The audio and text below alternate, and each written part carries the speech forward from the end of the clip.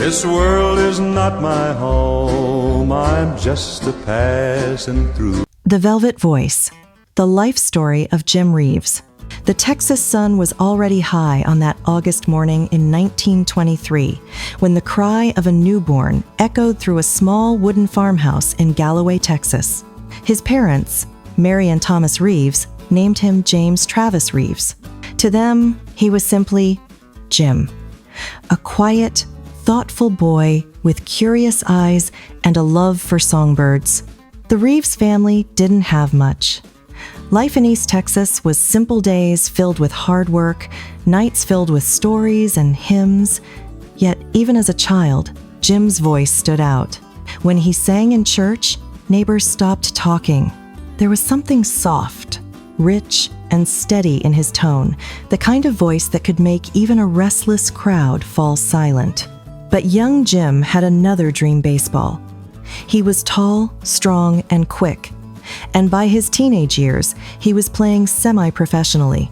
The cheers of the crowd, the thrill of the field, it was a different kind of stage, but one that Jim loved just as much.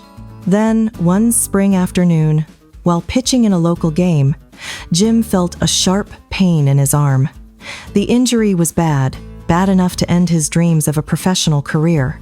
For days, he stayed quiet, sitting by the porch at night, listening to the wind, and thinking about what came next. And that's when the old dream, the one about singing, came calling again. He began singing at local dances and small-town events. People loved his voice, smooth as velvet, calm as a river at dusk. Soon, radio stations in Texas were playing his songs. He even became a radio announcer, introducing other singers while slipping in a song or two of his own. His easy charm and honeyed tone won over the airwaves. Then came a big break. Abbott and Costello's Louisiana Hayride, the radio show that helped launch stars like Hank Williams and Elvis Presley. When Jim Reeves stepped onto that stage, he wasn't flashy or loud. He simply smiled, adjusted the microphone, and began to sing. The audience fell quiet, spellbound. By Atkins. Together, they helped create what became known as the Nashville sound, a smoother, more refined blend of country and pop. Gone were the rough honky-tonk guitars and shouting vocals. In their place came soft strings, gentle rhythms, and Reeves' golden baritone. Then, in 1959, the world changed for Jim Reeves. His song, He'll Have to Go, hit the airwaves, a simple story of love and heartbreak, whispered through a telephone. But it wasn't just the lyrics that moved people, it was the way Jim sang them. His voice was intimate, like he was speaking directly to the listener.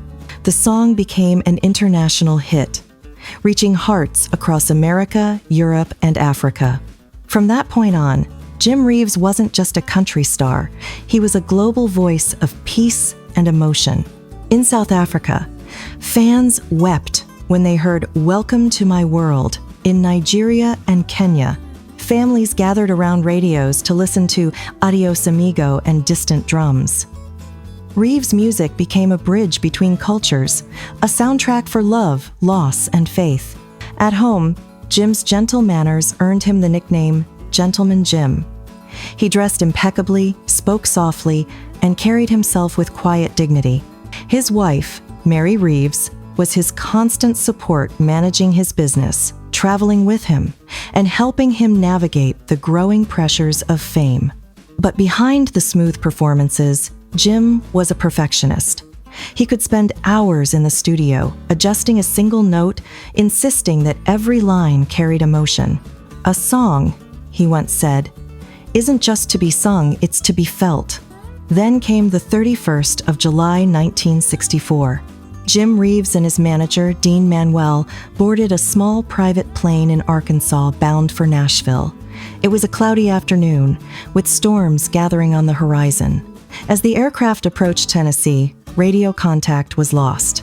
For 2 long days, search crews combed the countryside, fans prayed, and the music world held its breath. While I sit and whisper your name. When the wreckage was finally found near Brentwood, Tennessee, the news was heartbreaking. Jim Reeves was gone.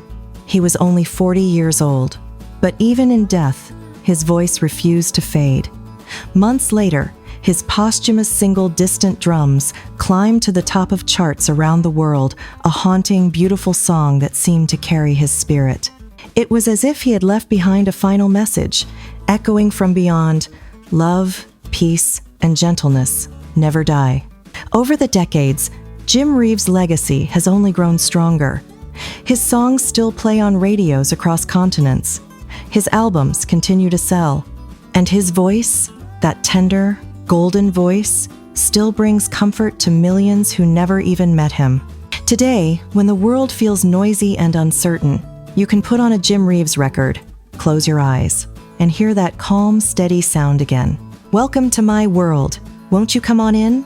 And for a few minutes, the world really does feel gentle again.